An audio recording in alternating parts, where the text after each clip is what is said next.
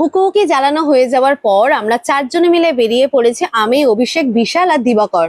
তোমরা বুঝতেই পারছো এখন আমরা চলে এসেছি জিমে, মানে অভিষেকের জিমে চলে এসেছি। ওখানে যেহেতু মোমবাতি দেওয়া হয়নি সন্ধ্যাবেলা, তাই আমরা চলে এসেছি এখন জিমে। জিমে ওঠার সিঁড়ির সামনেই এখন একটা একটা করে আমি আর কি মোমবাতি লাগিয়ে দিচ্ছি। তারপরে দেখো পরপর পরপর সব জ্বালিয়ে দেবো, তাহলে সুবিধা হবে। আগে সব কটা মোমবাতি বসিয়ে দিলে আমি কিছুটা জ্বালানোর পর আবার অভিষেক কিছুটা জ্বালালো।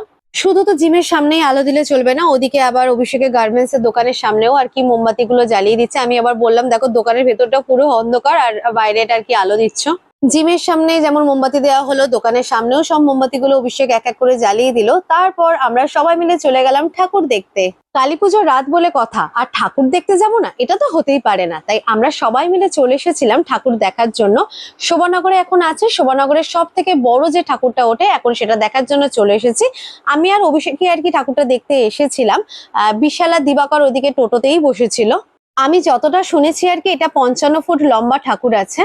এই ঠাকুর আর কি ভাসান হয় না, মানে ভাসান হয় বলতে গেলে এখানেই পাইপ দিয়ে আর কি জল দিয়ে পুরো ঠাকুরটাকে ধুয়ে এখানেই আর কি ভাসান করে দেওয়া হয়। কারণ বুঝতেই পারছো এত লম্বা ঠাকুর নিয়ে যাওয়া কোথাও পসিবল নয়।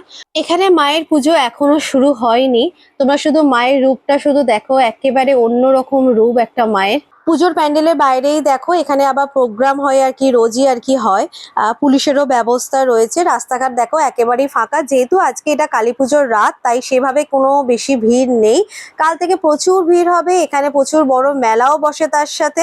আমার প্রচুর খিদে পেয়ে গেছিল, যেহেতু সোমবার বাইরে কোনো খাবার খাবো না, তাছাড়াও কালী পুজোর নিরামিষ, তাই একটু ভুট্টা কিনে নিলাম। বাড়ি ফেরার পথে এই দোকান থেকে আর কি চন্দন কাঠ আর একটা ত্রিশূল নিয়েছিলাম শিব ঠাকুরের জন্য, যেটার ভিডিও করা হয়নি।